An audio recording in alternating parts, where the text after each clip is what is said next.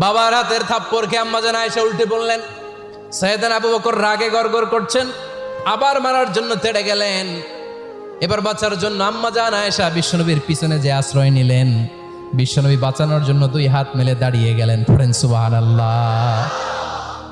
বিশ্বনবী যখন দুই হাত মেলে দাঁড়িয়ে গেলেন, সাইয়েদনা আবু বকর রাদিয়াল্লাহু আনহু থেমে গেলেন।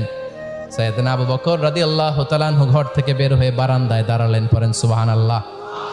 এবার বিশ্বনবী আম্মা জান আয়েশার কাছে যেয়ে বলেন, ইয়া আয়েশা, কাইফা রাআইতিনি আনকাসতুকি মিনার রাজুল, দেখছো কেমনে বাঁচাইলাম? আমি না থাকলে ভর্তা বানাই ফেলতো আজকে। আমি বাঁচাইছি তোমারে, আমি, আমার লগে ঝগড়া করো তুমি। লজ্জায় পড়ে আম্মা জান আয়েশা খিলখিল করে হেসে দিলেন, বিশ্বনবীও হেসে দিলেন। দুইজনের হাসির মধুর আওয়াজ শুনে সাইয়েদনা আবু বকর বাইরে থেকে অবাক, কিরে এতক্ষণ না ঝড় তুফান, এখন দেখি হাসি। সালাম দিয়ে অনুমতি নিয়ে ভিতরে ঢুক